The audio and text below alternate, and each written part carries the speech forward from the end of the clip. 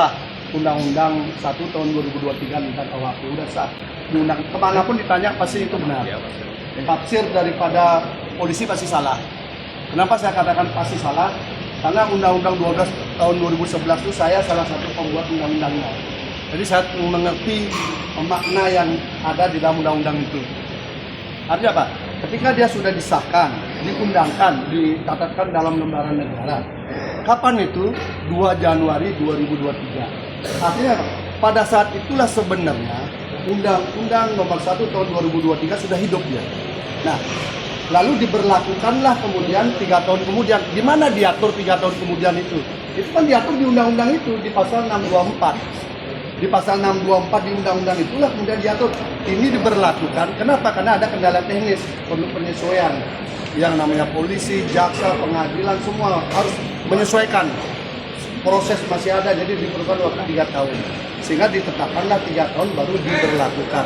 Tetapi undang-undangnya sudah hidup dia. Sehingga dia sudah tahu ketika dia mentersangkakan 10 Desember 2025, itu harusnya dia sudah tahu bahwa 2023 pasal 421 itu sudah mati suri, sudah hilang dia. Karena apa saja yang masih hidup itulah pasal-pasal yang ada di KUHP lama, yang juga ada di KUHP baru. Itu yang masih hidup. Sementara yang sudah tidak berlaku, yang ya sudah lewat waktu 2023. Oke lah, itu tafsir apapun namanya boleh. Tapi yang kedua, perintah undang-undang pasal 3 ayat 2 itu memerintahkan bahwa begitu itu berlaku, maka 2 Januari dia ditutupkan. Ya, itu jadi sudah harus. Nah, karena itu maka tidak ada alasan apapun ketika 2 Januari 2026 maka penyidik harus ya, saya ulang, 2 Januari 2026 penyidik wajib untuk menghentikan. Dasar hukumnya apa? Pasal 3 ayat 2. Pasal dasar hukumnya apa?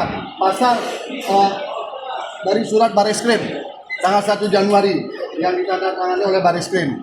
Itu memerintahkan hal yang sama. Apa itu?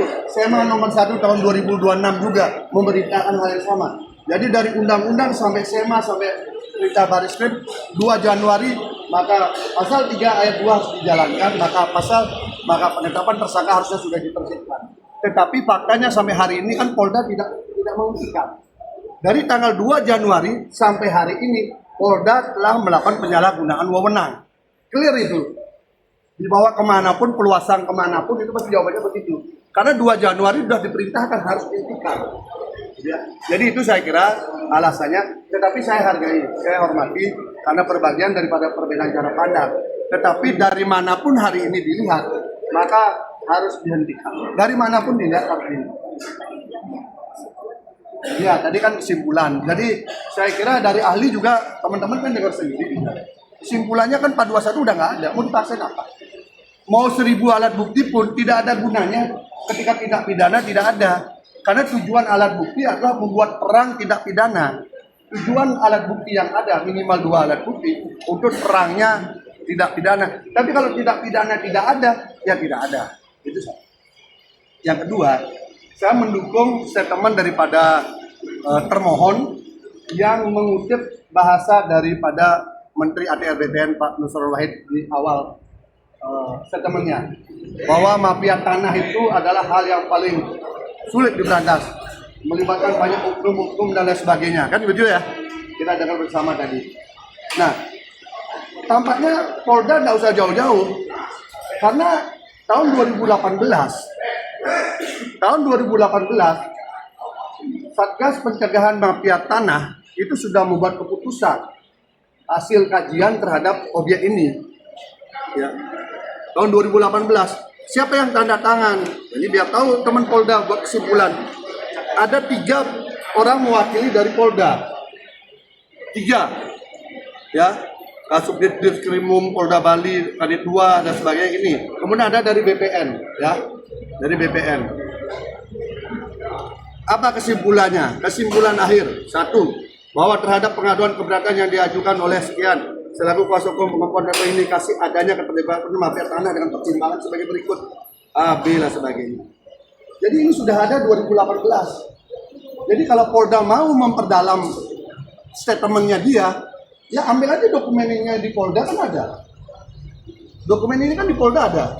Kalau dokumen ini hilang di Polda, laporkan ke Poldanya menghilangkan arsip. Kan begitu. Loh ya kan logikanya kan sama dengan Pak Dajeng. Kak Kanwil arsipnya hilang. Ini dokumennya ada. Jadi kalau memang temanya pemberantasan mafia tanah, ayo kita pakai ini. Dan ini belum pernah dibatalkan. 2018 loh ini. Ya. Dan di sini sudah ada perintahnya apa saja harus rekomendasi dilaksanakan. Pidananya bagaimana? Polda Bali melakukan supervisi ke Polresta Denpasar, bla bla bla bla. Dan atas kasus ini udah SP3 juga di Polresta Denpasar. Nah, saya setuju makanya, tapi konsisten dong. Kalau memang mau ngomong itu pakai ini buktinya. Teman-teman Polda pakai ini dong. Jangan malah Kak Kanwil sekarang yang diburu. Justru Kak Kanwil sekarang diburu kan karena tidak mau mengikuti. Itu karena nggak mau mengikuti lah dia diburu. Coba dia nggak Kak Kanwil sekarang mungkin nggak akan jadi tersangka kan? Nah, itu logikanya. Saya kira ini jelas ya. Jadi saya setuju yang disampaikan penyidik, tapi konsisten dong. Termohon konsisten dong. Pakai ini. Di Polda ada nih. Karena yang nanda tangan Polda juga. Tapi kalau nggak ada di Polda, saya ulangi, kalau arsip ini tidak ada di Polda, maka berani nggak penyidik memeriksa Kapolda Bali selaku pemegang otoritas di sana bahwa ada arsip yang hilang sesuai pasal 83 Undang-Undang Nomor 43 tahun 2009 tentang kearsipan. Hari gini nggak usah lah ngancam-ngancam orang gitu loh.